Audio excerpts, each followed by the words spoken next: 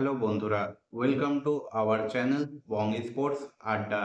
নিয়ে চলে এলাম আরও একটা আপডেটেড ভিডিও। এর আগে দুটো পর্বে তোমাদের জানিয়েছিলাম মোহামেডান স্পোর্টিং ক্লাব কোন ভারতীয় খেলোয়াড়দের আসন্ন ট্রান্সফার উইন্ডোতে টার্গেট করতে পারে, যারা মূলত নিজের দলে গেম টাইম কম পাচ্ছেন বা যাদের একটা পসিবিলিটি রয়েছে দল ছাড়ার।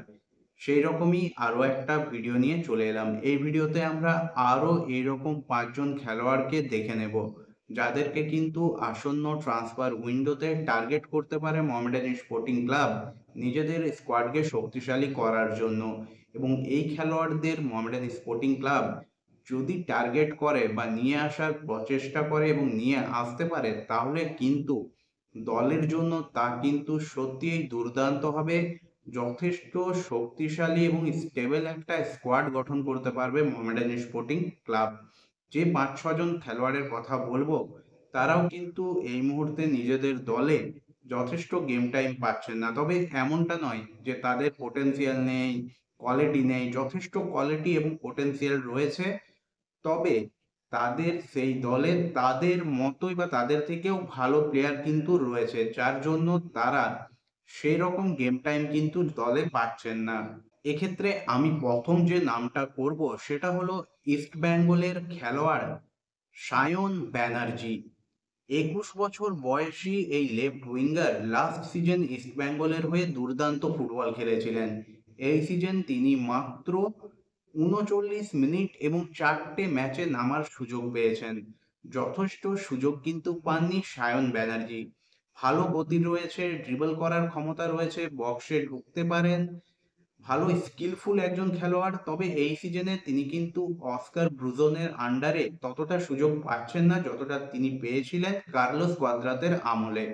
এবং তার কিন্তু গেম টাইম প্রয়োজন এবং গেম টাইমের জন্য তিনি কিন্তু দল বদল করতে পারেন, এরকম একটা সম্ভাবনা রয়েছে। এবং বেশ কিছু জায়গা থেকে কিন্তু এটাও বলা হচ্ছে আসন্ন ট্রান্সফার উইন্ডোতে মোহামেডান স্পোর্টিং ক্লাবের যে টার্গেট লিস্ট, সেখানে কিন্তু সায়ন ব্যানার্জির নাম রয়েছে। এবং এটা যদি সত্যি হয় তাহলে আমি বলবো এটা একটা দুর্দান্ত ডিসিশন হবে মোহামেডান স্পোর্টিং ক্লাবের।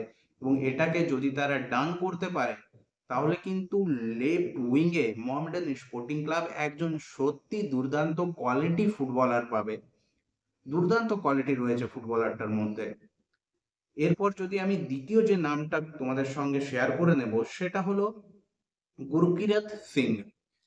যথেষ্ট কোয়ালিটি পোটেনশিয়াল রয়েছে। তিনি মুম্বাই সিটি এফসি ছেড়ে চেন্নাই এফসিতে এসেছিলেন গেম টাইমের জন্যই। তবে প্রবলেমটা হলো তিনি কিন্তু চেন্নাই এফসিতেও প্রপার গেম টাইম পাচ্ছেন না। মাত্র 196 মিনিটের মতো খেলার সুযোগ পেয়েছেন। যদিও আহামরি কিছু পারফরমেন্স এখনো আমরা তার কাছ থেকে দেখতে পাইনি, তবে প্লেয়ারটির মধ্যে পোটেনশিয়াল রয়েছে। এবং তিনি যদি প্রপার গেম টাইম পান এবং তাকে যদি একটু গাইড করা যায়, তাহলে দুর্দান্ত একজন ফরওয়ার্ড কিন্তু পাবে যে কোনো দল। এবং এক্ষেত্রে মোহামেডান স্পোর্টিং ক্লাব কিন্তু একটা লোন ডিলের চিন্তা ভাবনা করতে পারে এই গুরকিরত সিং এর ব্যাপারে। তাকে যদি আনা যায়, মোহামেডান স্পোর্টিং ক্লাবের ভারতীয় যে সেন্টার ফরওয়ার্ডের অভাব, সেটা কিন্তু ঢাকা যেতে পারে। কোয়ালিটি ফুটবলার, হাইট রয়েছে, ভালো গতি রয়েছে, বক্সের মধ্যে ভয়ঙ্কর। তাকে কিন্তু একটা ট্রাই করে দেখতে পারে মোহামেডান স্পোর্টিং ক্লাব। এরপর নেক্সট যে নামটা করব সেটা হলো জামশেদপুর এফসির রাইট ব্যাক নিখিল বার্লা। লাস্ট সিজন যথেষ্ট সুযোগ পেয়েছিলেন, এই সিজন খালিদ জামিল তার পরিবর্তে শুভম সারঙ্গীকে এই পজিশনটাই খেলাচ্ছেন। মাত্র তিনি কিন্তু এবার 6টা ম্যাচে সুযোগ পেয়েছেন এবং তার মধ্যেও বেশ কিছু ম্যাচে তাকে আমরা সাবস্টিটিউট হিসেবে আসতে দেখেছি। এবং লাস্ট ম্যাচে তিনি কিন্তু একটা অ্যাসিস্টও করেছেন, যেখানে জামশেদপুর এফসি ম্যাচটা 2-1 গোলে জিতেছে। ভালো কোয়ালিটির ফুটবলার, ভালো ফুটবলার। এবং এই প্লেয়ারটির খুব আহামরি পারফরমেন্স করেছে তা বলবো না, তবে মোহামেডান স্পোর্টিং ক্লাব যদি এই খেলোয়াড়টিকে নিয়ে আসতে পারে, তাহলে রাইট ব্যাক পজিশনে একজন ভালো খেলোয়াড় মোহামেডান স্পোর্টিং ক্লাব পেয়ে যাবে। অর্থাৎ দলকে স্টেবল করার জন্য কিন্তু এই ধরনের প্লেয়ারদের দরকার। বেঞ্চ স্ট্রেংথ যত ভালো হবে, দল কিন্তু তত বেটার ফুটবল খেলবে, এটা আমাদের সকলেরই জানা। এবং সেক্ষেত্রে মোহামেডান স্পোর্টিং ক্লাবের কিন্তু আসন্ন ট্রান্সফার উইন্ডোতে নিজেদের টার্গেট লিস্টে নিখিল বার্লাকে রাখা উচিত বলে আমার মনে হয়। এ বিষয়ে তোমরা কতটা সহমত অবশ্যই তোমাদের মতামত তোমরা কমেন্ট করে জানাবে। 4 নাম্বার যে প্লেয়ারটির আমি কথা বলবো সেই প্লেয়ারটি হলেন ভিকি ওরাম, নর্থ ইস্ট ইউনাইটেড এফসির খেলোয়াড়। 21 বছর বয়সী অ্যাটাকিং মিডফিল্ডে খেলেন। এবার কিন্তু তিনি নর্থ ইস্টের জার্সিতে নিজেকে মেলে ধরার সেরকম সুযোগ একেবারে পাননি এবং তাকেও কিন্তু টার্গেট করতে পারে মোহামেডান স্পোর্টিং ক্লাব। তার কিন্তু দলবদলের একটা সম্ভাবনা রয়েছে। তাকে লোন ডিলে বা পার্মানেন্ট ডিলে যে কোনো ভাবে তিনি কিন্তু দল বদল করতে চাইছেন গেম টাইমের জন্য। তাই তাকেও যদি টার্গেট করে মোহামেডান স্পোর্টিং ক্লাব তাহলে কিন্তু অবাক হওয়ার রইবে না এবং এটাও একটা ভালো ডিসিশন হতে পারে মোহামেডান স্পোর্টিং ক্লাবের পরিপ্রেক্ষিতে। নেক্সট যে ফুটবলারটির কথা বলবো তিনি হলেন ইস্ট বেঙ্গলেরই ফুটবলার। ইস্ট বেঙ্গলের বর্তমান গোলরক্ষক পাবসুখান সিং গিলের ভাই গুরসিমরত সিং গিল। বর্তমানে এই প্লেয়ারটি ইস্ট বেঙ্গলে রয়েছেন। লাস্ট দুটো সিজন ইস্ট বেঙ্গলের ডাগ আউটে তিনি বসে রয়েছেন, গেম টাইম একেবারে পাননি। ডিফেন্সের প্লেয়ার, এইরকম একজন প্লেয়ারের কিন্তু দরকার মোহামেডান স্পোর্টিং ক্লাবের, কারণ মোহামেডান স্পোর্টিং ক্লাবের ডিফেন্স নিয়ে প্রচুর সমস্যা রয়েছে।